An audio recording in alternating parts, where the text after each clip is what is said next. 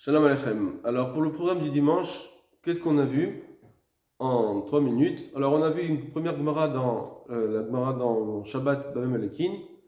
On a vu qu'il y avait un minag que les Chachamim, enfin les gens de la ville, nommaient une personne, le Chazan al-Knesset, pour faire des sonneries. Il y avait 6 sonneries pour faire des sonneries pour commencer à prévenir le Kaal qu'on va rentrer Shabbat, et petit à petit ils devaient arrêter de travailler. D'abord, le premier c'était ceux qui étaient dans les champs, ensuite dans les villes, et ensuite on arrêtait on pouvait allumer les Nerot Shabbat, etc. Et après, une fois on avait encore un petit temps, de quoi griller un poisson, et ensuite c'était Shabbat. Et on a dit, ensuite Rabbi aussi il dit malgré tout, bien qu'une fois qu'on a fini de sonner la 6e sonnerie, d'après Rabbi aussi, on aurait pu quand même encore, si quelqu'un n'avait pas eu le temps de le faire, il pourrait encore allumer un air Shabbat, il va être repoussé. Mais il dit pourquoi? Parce que tu vois bien que ce Chazan al-Knesset qui a fait la sonnerie, il faut qu'il ramène son chauffard à la maison.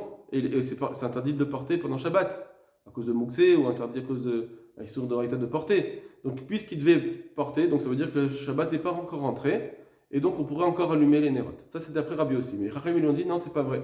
C'est pas possible de dire ça. C'est sûr qu'après la 6e sonnerie, tout le monde doit prendre Shabbat, parce que sinon, ça commencerait à faire trop de distinctions. Des fois, ça va être un quart d'heure, 10 minutes, 20 minutes pour pouvoir rentrer chez lui.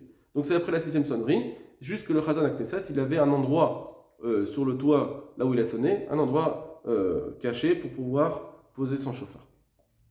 Le Mordechai ramène des psakim sur, premièrement, les dynimes quand des gens ont pris Shabbat par erreur. Par exemple, c'était nuageux, ils ont cru que c'était déjà, il commençait à faire nuit, donc ils ont déjà pris Shabbat, ils ont allumé les Nerot.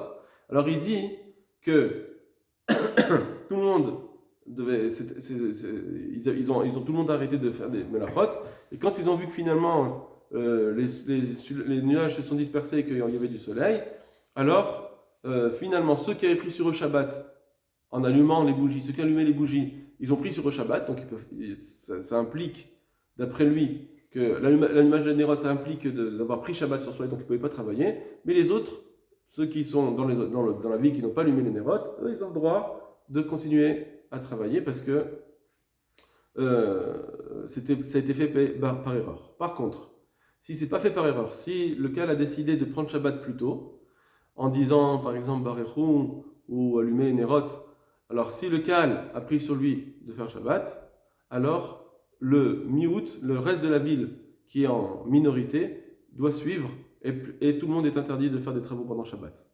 Même s'ils ne veulent pas, même s'ils disent non mais je ne veux pas prendre Shabbat sur moi, ils n'ont pas le choix, tout le monde doit prendre Shabbat à ce moment-là. Et il dit que la Raya, la preuve, elle est de Rabbi aussi qu'on a vu juste avant, et ça, Bezrat Hashem, on le développera plus tard.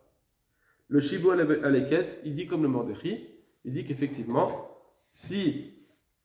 il pousse un peu plus loin, il dit si des gens qui étaient en dehors de la ville, donc ils n'ont pas entendu le chauffard ni rien, ils n'ont pas entendu Barichou, mais ils étaient en dehors de la ville, à ce moment-là, quand il y avait à la synagogue, ils ont dit Barichou, donc dans la synagogue ils ont pris Shabbat, lui il n'était pas encore dans la ville quand ils ont pris Shabbat.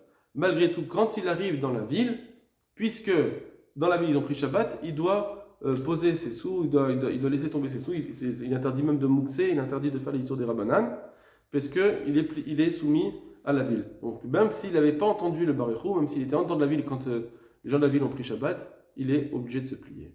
Voilà, comme tout le